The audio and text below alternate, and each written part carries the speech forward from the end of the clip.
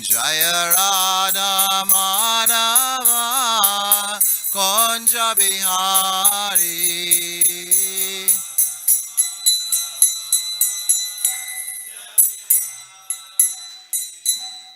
Jayam Vishnupad Paramahamsa Parivrajacharya Stotra Rasitasi Srimad. His Divine Grace A.C. Bhaktivedanta Swami Srila Prabhupada Ki Jai. Jayam Vishnupad Paramahamsa Parivrajacharya Stotra Rasitasi Srimad. His Divine Grace Srila Bhakti Siddhanta Saraswati Thakur Maharaja Ki Jai. Ananta Koti Vaishnava Vrinda Ki Jai. Namacharya Srila Haridas Thakur Ki Jai. Prem Jagaho Sri Krishna Chaitanya Prabhu Nityananda Sri Advaita Gadadhar Shiva Sati Gaur Bhaktivinoda Ki Jai. Shri Shri Radha Krishna Go Gopinath Shamakun Radhakun Giri Govardhana Ki Jai. Shri Vrindavan Dham Ki Jai. Navadvip Mayapur Dham Ki Jai. Jamunamai Ki Bhakti Devi Ki Jai. Srimati Tulsi Maharani Ki. Brihat Mridanga Transcendental Book Distribution Ki Jai. Prasadam Distribution Ki Jai. Shri Shri Gaurni Tai Ki. Shri Shri Jagannath Baladev Subhadra Devi Ki. Shri Shri Rukmini Dwarkadisha Ki Jai. Grantaraj Srimad Bhagavatam Ki Jai. Jai Gauda Premanandi. All glories to the assembled devotees.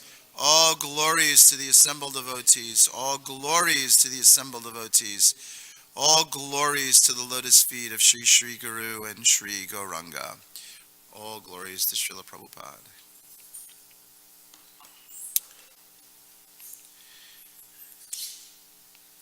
Om Namo Bhagavate Vasudevaya. Om Namo Bhagavate Vasudevaya. Om Namo Bhagavate Vasudevaya. Srimad Bhagavatam, Canto 1, Chapter 4, Text number 32. Tasyaivam kilamat manam manyamanasya kinyataha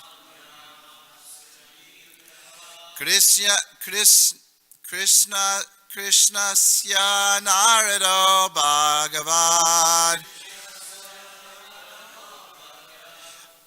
ashramam pragudaritam tasyaivam kilam atmanam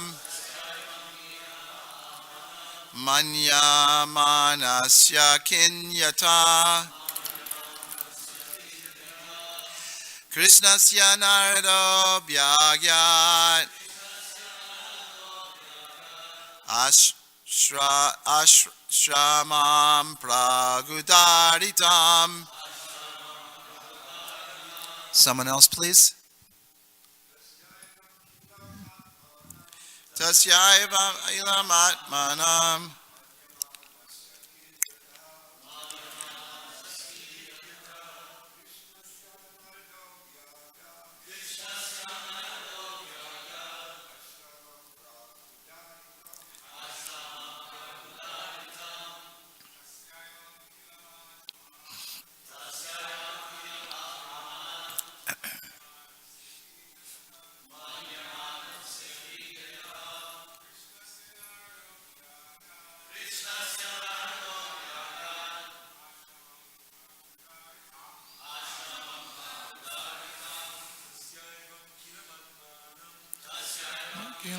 manam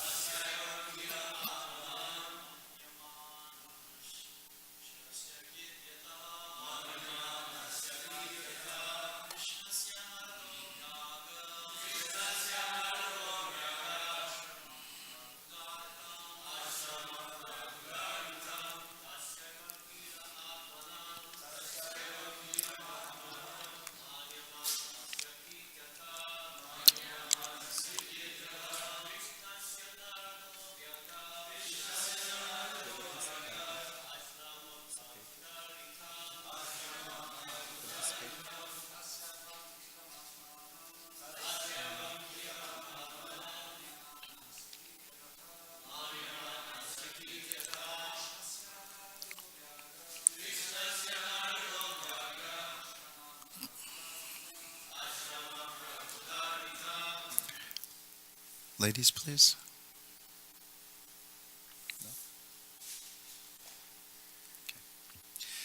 Tasya, his. Evam, thus. Kilam, inferior. Atmanam, soul. Manya manasa, thinking within the mind.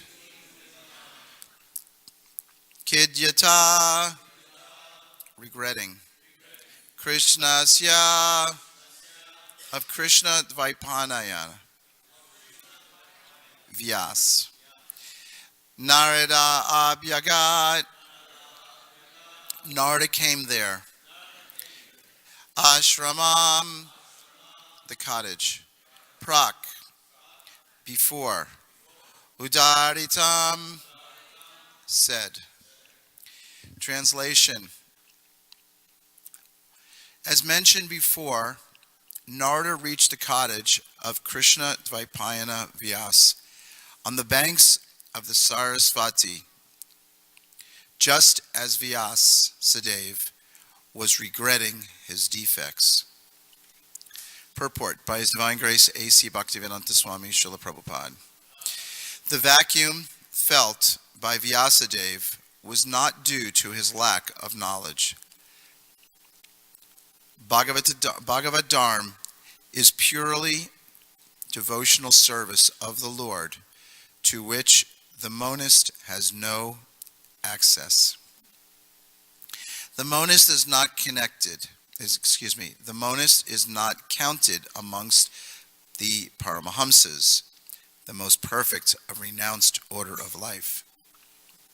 Srimad Bhagavatam is full of narrations of the transcendental activities of the personality of Godhead.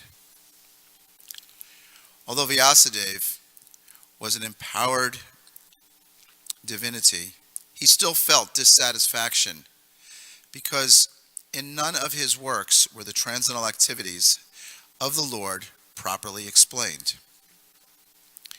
The inspiration was infused by Sri Krishna directly in the heart of Vyasadeva, and thus he felt the vacuum, as explained above.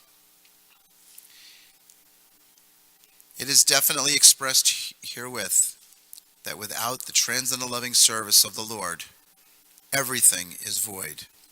But in the transcendental service of the Lord, everything is tangible without any separate attempt at fruit of work or empiric philosophical speculation. Om Gana Tamadandasya Gananjana Shalakaya Chakshur Umalitam Jaina Tasmai Shri Gurave Namaha.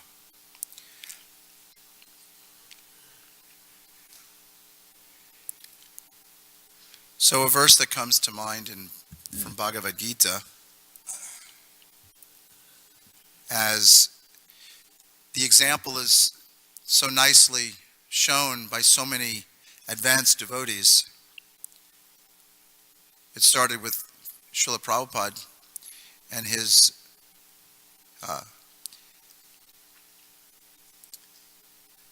approaching his spiritual master, Srila Bhaktisiddhanta Saraswati, and inquiring from him and taking instruction from him. So here, Srila Vyasadeva's spiritual master, Narada Muni, we see that Srila Vyasadeva is getting instruction from Narada Muni. And this is what we do. We take instruction from those senior Vaishnavas. We take instruction from the spiritual masters. We take instruction from our spiritual master. So this verse in chapter 4 of Bhagavad Gita, entitled Transcendental Knowledge, Tad Vidi Paripatena Pariprashnena Seveya Upadekshanti Te Gyanam Gyaninas Tatvadarshinaha. In this conversation between Krishna and Arjuna, Krishna is giving Arjuna instructions on the battlefield of Kurukshetra. Imagine, it was only 5,000 years ago.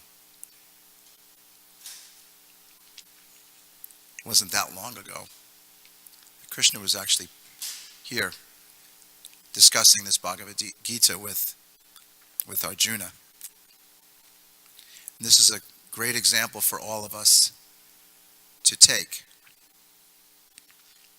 As I heard one very nice devotee say, this is like the ultimate counseling session.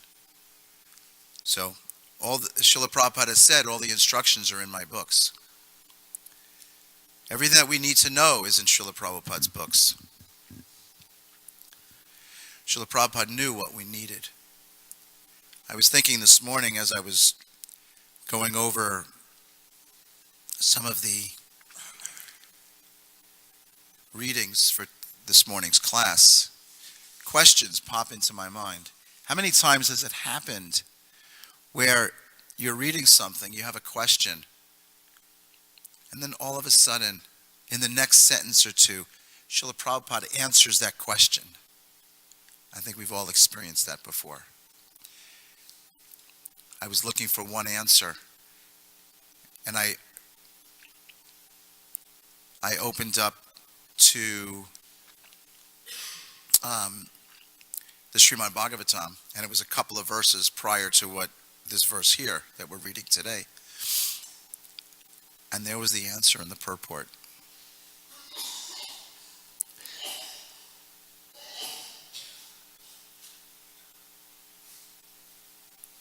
Hare Krishna. You okay, Prabhu? So, this verse, just try to learn the truth. Just try to learn the truth by approaching a spiritual master. Inquire from him submissively and render service unto him.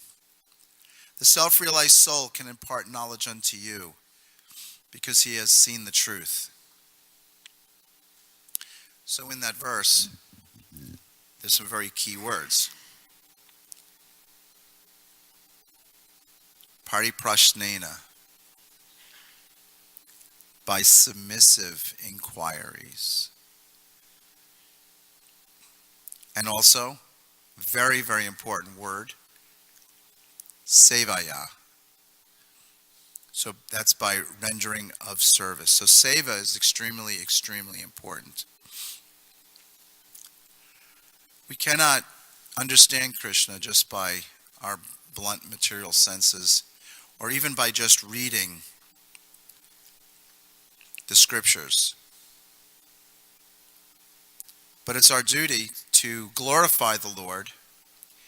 It's our duty to do devotional service. And we glorify the Lord by performing devotional service. We're glorifying the spiritual master by coming to the morning program and chanting. We're glorifying Krishna by chanting his holy name in front of him. Book distribution. We're glorifying the Supreme Personality of Godhead. We're glorifying Srila Prabhupada.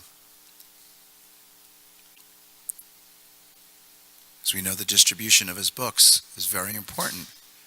And Srila Prabhupada was extremely pleased when he saw the devotees were out distributing his books.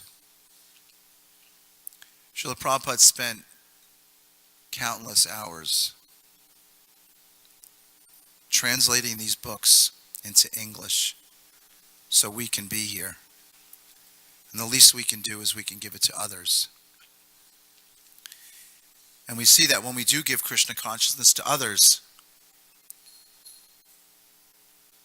how do we feel? As I'm looking right here in the first row, second row, third row, actually all of you. But I'm looking at all of you and I see all these wonderful Sankirtan devotees. Whether you do it full time or not, that's okay. But we all have this feeling when we're out and we're distributing books, when we're giving the holy name. We feel ecstatic. We feel a bliss. We feel something for which we're always anxious for.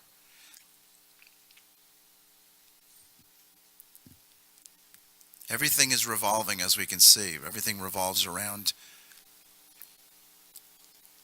the deities and preaching and giving Krishna consciousness to others. We see the deities in the morning, how ecstatic they look. The colors, the blue colors, the pink. Srila Prabhupada dressed so nicely. It's really ecstatic because think about the love and the devotion that went into all of this to make this happen. And the devotees sacrificing so much of their time and their energy to glorify Krishna, so that when we come to the morning program, we're dancing before their lordships ecstatically. We're chanting before the deities ecstatically. We're chanting for their pleasure. We're chanting for the pleasure of Srila Prabhupada. And how do we all feel? We all feel happy. We all feel ecstatic. As I like to sometimes say, think about when you first woke up this morning. It was cold. You didn't maybe necessarily jump up and run in and get ready. It takes a little time. But see how you feel now. Judge the difference. So this is what we have to look forward to every day. And imagine, by performing this sacrifice, because that's what life is for, it's for sacrifice. And in this age of Kali Yuga, sacrifice is, this Yuga Dharma is the chanting of the holy name. So it's very important, as Srila Prabhupada has said, to pay attention even to the little things, even to the very little things. Srila Prabhupada writes in his purport, the path of spiritual realization is undoubtedly difficult. Yes, there's challenges. There are definitely challenges. But we have such wonderful association to take shelter of here. One stick breaks very easily, but many sticks together is much more difficult to break. I just read yesterday what Srila Prabhupada said. This was a letter, early 70s, I forget the exact date, I could research it, but it was to Himavati Mataji back in the early 70s. And Srila Prabhupada, and this is kind of paraphrasing what Srila Prabhupada said, but if we simply chant 16 rounds every day, then Maya can't enter.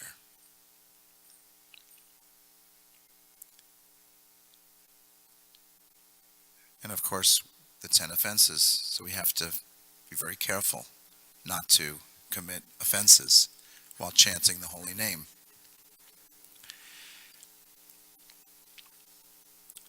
So if there's challenges, bring it back to the beginning of the very basic rudiments of Krishna consciousness, and that's chanting.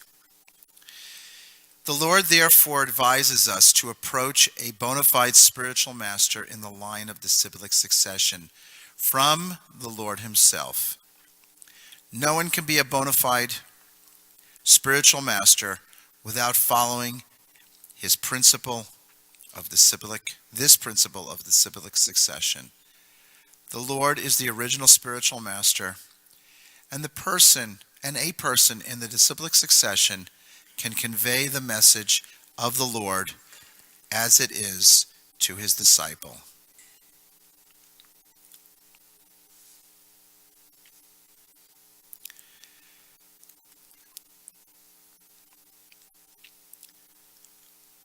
So devotional service.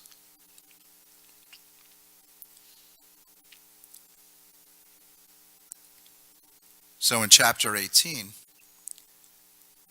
which is the conclusion, the perfection of renunciation, verse 55, Krishna is speaking to Arjuna. Bhaktyamam abhijananti yavan yas chasmi tatvataha tata to tato mam tavato gyatva vishate tad anantaram. One can understand the Supreme Personality of Godhead as he is only by devotional service. And when one is in full consciousness of the Supreme Lord, by such devotion, he can enter into the kingdom of God. The Supreme Personality of Godhead, Srila Prabhupada writes in the purport, the Supreme Personality of Godhead, Krishna, and his plenary portions cannot be understood by mental speculation, nor by the non-devotees. If anyone wants to understand the Supreme Personality of Godhead, he has to take to pure devotional service under the guidance of a pure devotee. Otherwise, the truth of the Supreme Personality of Godhead will always be hidden. As it is already stated, Naham Prakashya, that he is not revealed to everyone. Everyone cannot understand God simply by erudite scholarship or mental speculation. Only one who is actually engaged in Krishna consciousness and devotional service can understand what Krishna is. University degrees are not helpful. So again, devotional service. So coming to the morning program, associating with devotees, dancing in kirtan ecstatically. Srila Prabhupada would say, chanting, dancing, and feasting. What is the difficulty? This is what we do. And then somehow, we all have a little part to play in distributing Srila Prabhupada's books, in preaching Krishna consciousness. Then we will become totally ecstatic. Totally ecstatic. So on that note, because this month of December is a special month because it's the month of the marathon, where devotees typically are out distributing more of Srila Prabhupada's books, giving the mercy.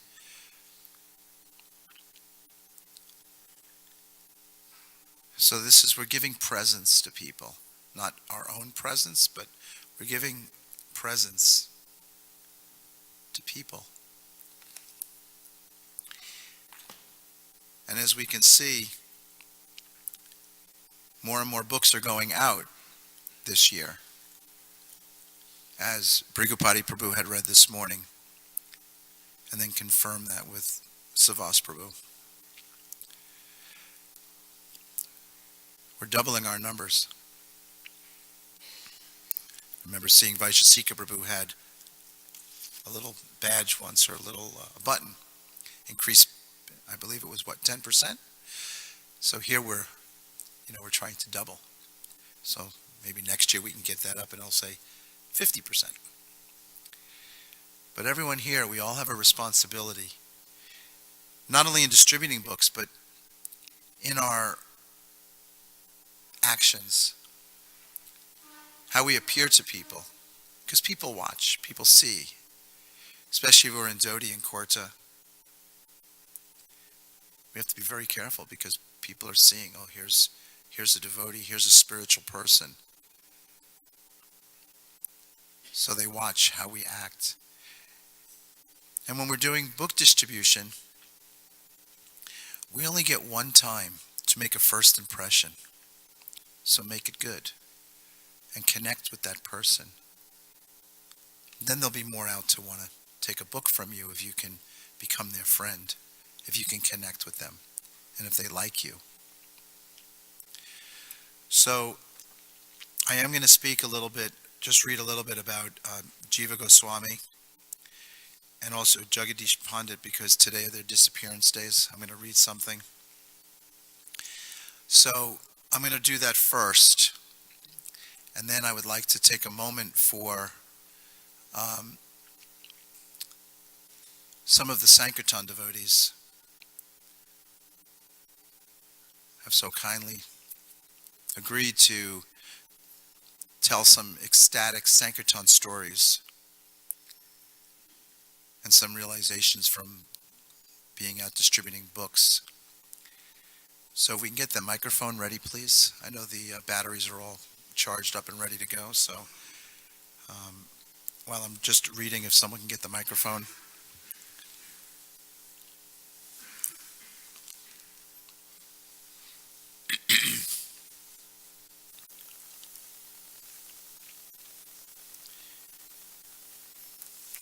So here's a couple of paragraphs about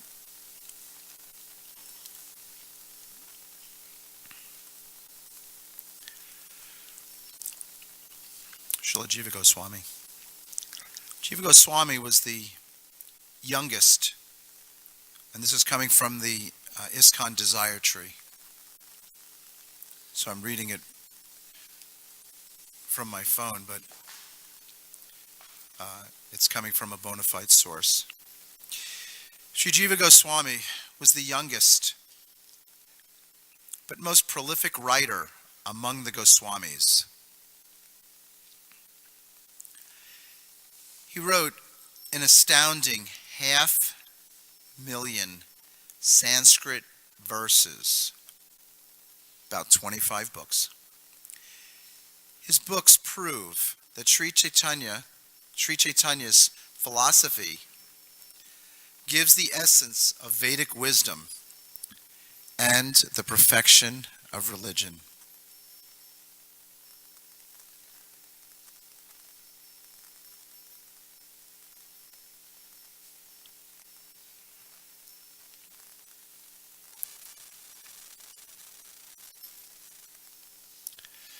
The following quote comes from Sri Jiva Goswami's Nectarian Gopal Champu, which describes the playful Vrindavan pastimes of Radha Damodar. So here's the quote. From Govardhan Hill, a large form of Govardhan manifested. All the Vrajavasis, along with Krishna himself, then offered obeisances to that towering form. As Sri Krishna stood by with folded hands, that great personality Govardhan bellowed, "I shall eat all your offerings." He ate and drank water by emptying all the kundas around the hill. While eating all the preparations made by the Vrajavasis with his right hand, he snapped his fingers on his left hand. The cowherd men ran out of the way when Govardhan stretched out his hands to take more and called out, "Aniyor, Aniyor, Aniyor. Bring more, bring more, bring more." At the request of Acharya Rani, Janava Devi Thakurani, Sri Jiva Goswami had Srinivasacharya, Narottam Das Thakur, Sacinandana Prabhu take the Goswami's writings from Vrindavan to Bengal. They translated them into Bengali and distributed them throughout Bengal and Orissa. They also preached extensively and initiated hundreds of devotees. In 1542, Sri Jiva Goswami established the worship Sri Sri Radha Damodar in Seva Kunj, Vrindavan. His samadhi stands in the temple compound. Sri Jiva Goswami is Vilas Manjari in Radha Damodar's Nitya Vrinda Vana Leela. Sri Jiva Goswami Ki Jai. Okay. And just read something short about Jagadish Pandit. It's also coming from the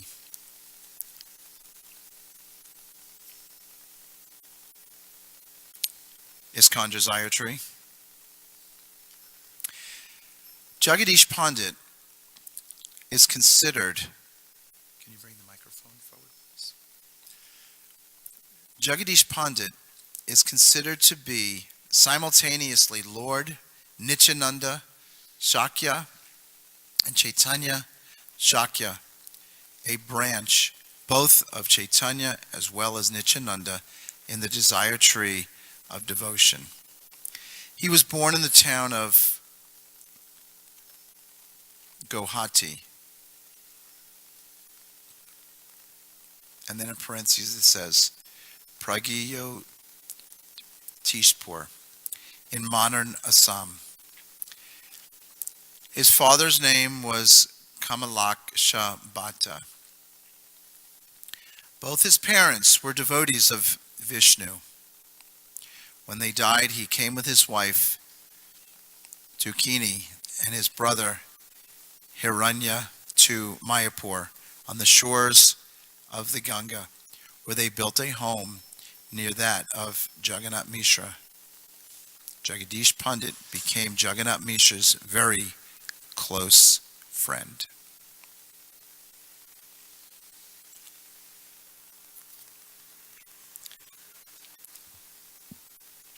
So I'll just read one more paragraph about Jagadish Pandit. Jagadish and his wife, Tukini, had the same kind of parental affection for the little Nimai as Jagannath and Sachi themselves. Tukini was like a mother to Nimai, and even sometimes acted as his wet nurse. Nimai, the son of Sachi, is none other than the son of Yashoda, the Supreme Lord incarnate. It is not possible for anyone but an eternal associate of the Lord to have his good fortune to treat him like a son in this way.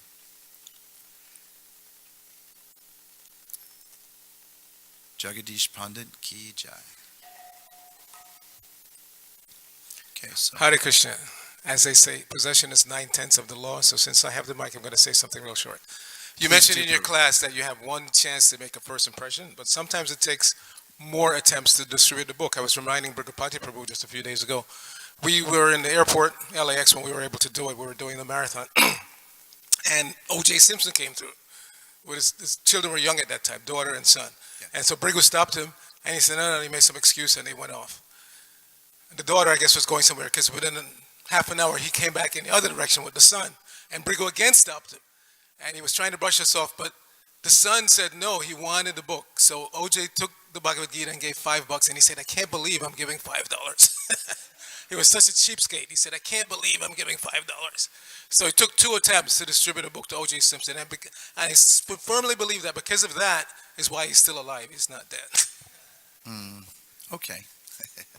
You got me on that point there. Okay, so if we can just have the microphone up front here, and we have about 10 minutes. So,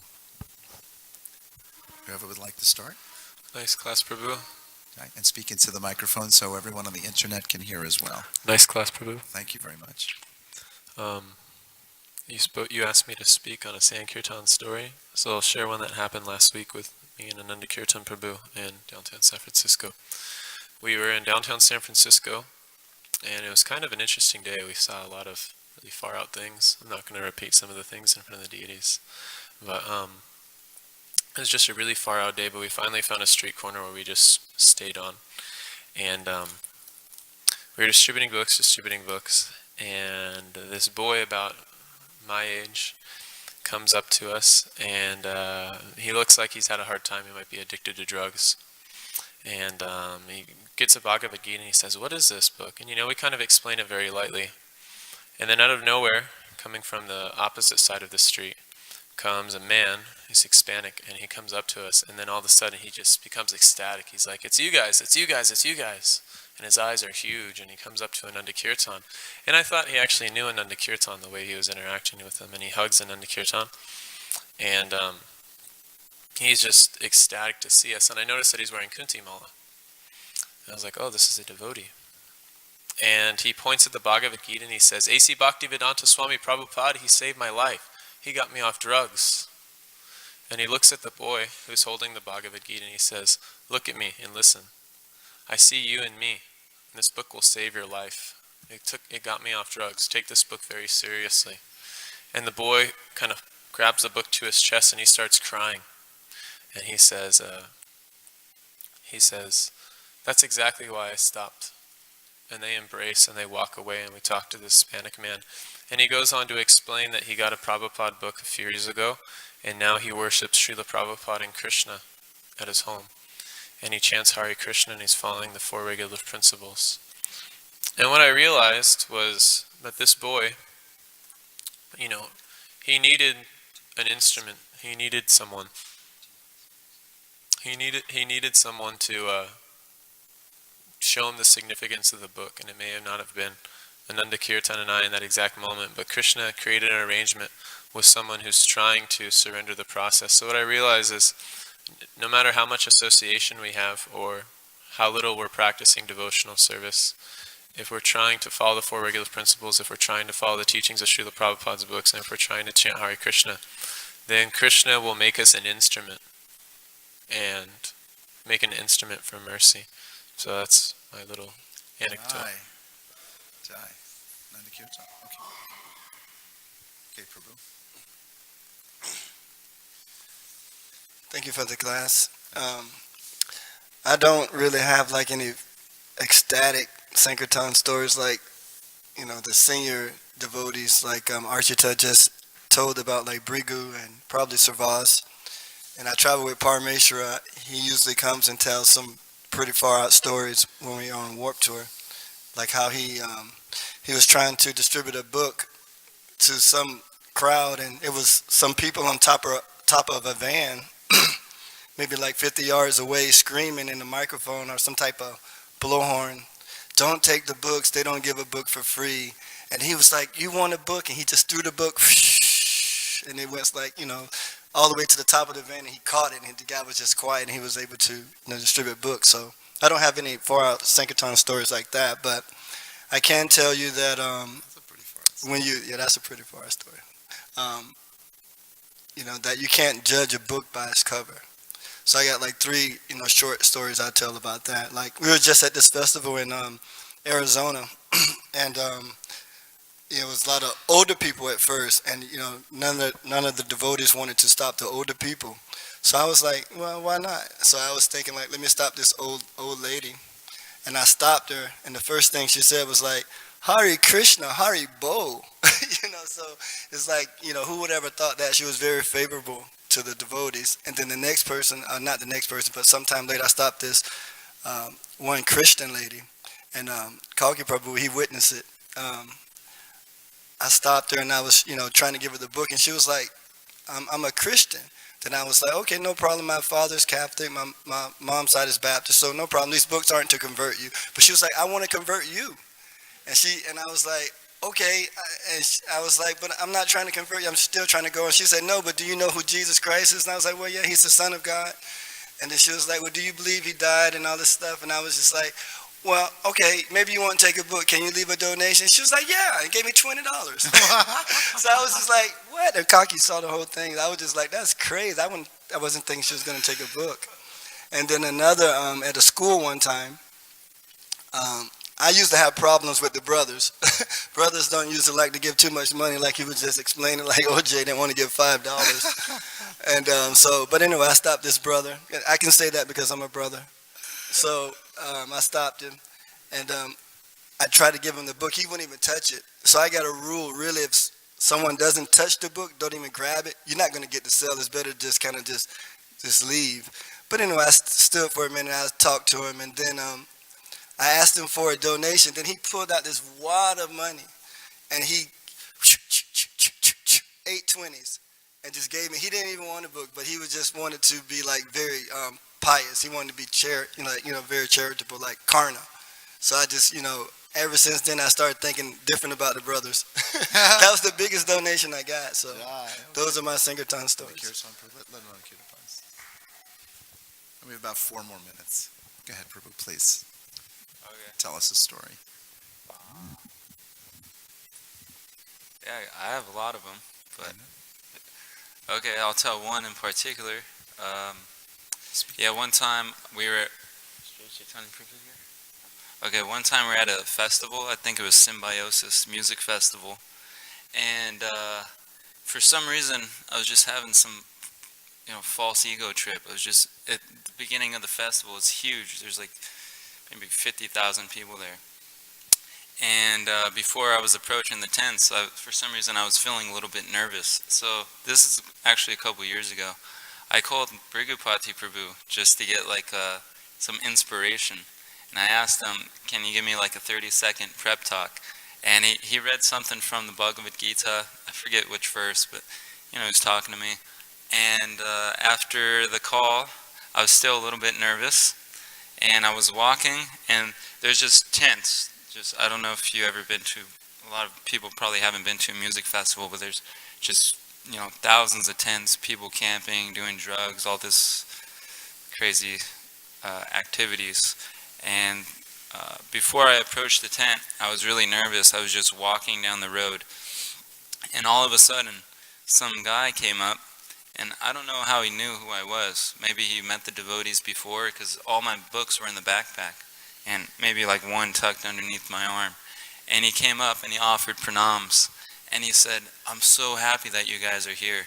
You guys come here every year, or he said, I see you guys every year at different music festivals. I'm really happy what you guys are doing. And just some random guy said, oh yeah, thank you. And literally like 5 seconds after that guy walked away, another guy came up, offered pranams, and this time he said, like Hare Krishna or Hare Bo. And I said Hare Krishna back, offered pranams, and then he started quoting Srila Prabhupada's books. He was just reading the Krishna book, and he was describing how Prabhupada in his purport was describing the different transformations of the body that were born, we grow for some time, produce byproducts, dwindle, and vanish. And he thought that was really interesting. And he was like, yeah, I was just reading Krishna book, and I just finished the Bhagavad Gita like last week. He quoted a verse from the Bhagavad Gita, and he asked me if I wanted to see his ashram. So I said, sure. So he brought me back to some yellow van. He had a van, and he opened up the door. There were pictures of Prabhupada, all of Prabhupada's books. He had japa beads, cartels. He is a devotee for sure. And he said he became a devotee because at that very festival, a devotee distributed Easy Journey to Other Planets to him. And he read it, and he said, I've been going to these music festivals for 10 years, but I'm really getting tired of it. I just want to, practice devotional service. And I still have his number. He lives in Canada. Really nice guy. And so after that, I think Krishna directly sent him to encourage me. You were ready and to go. After that, I was really enthusiastic. Couldn't hold you back. Yeah. Jai. Maybe a senior devotee can give Bhanabhata or Sakshi. Can we give one opportunity for a senior devotee, perhaps, to tell a story? Or? Okay. All fingers are going to Gauranga Prem Prabhu. I was distributing book along with Sri Madhava Mahotsav Prabhu at Venice Beach a couple of weeks ago. That day, it was really tough. For the first 15 minutes, nobody will stop and take the book and give donation. So I was thinking today is really tough day. But suddenly on the 16th minutes, I stopped my man. And as soon as I showed him the Bhagavad Gita, immediately he held it in ecstasy, saying, I like this book, I want it. Yeah. how much? And I told him, people usually make like $5 or $10 donation. He pulled out his, wallet, hand me his debit card, telling me $10. And after second, he told me, actually, I need one more copies. You please take $20 donation. And then, wow, I was really amazed how Krishna's arrangement. And then I walked away, and after 2 minutes, the same man, he shouted at me, "Hey, monk, please stop him. He's my friend. He might take the book from you." And then I stopped his friend, and after introducing the Gita to his friend, and to my surprise, his friend pulled off his wallet, and he handed me $20 donation. Yeah, I was really amazed how the Lord reciprocate with my sincere endeavor, So there you go. I'm sure we all have stories, and perhaps take a moment today when we're crossing paths with each other, we can share a story or two with each other. So I want to thank everyone for coming to Srimad Bhagavatam class today, and also on the internet. Thank you for spending your time here with us today. And may you all have a wonderful day in Krishna consciousness. Hare Krishna.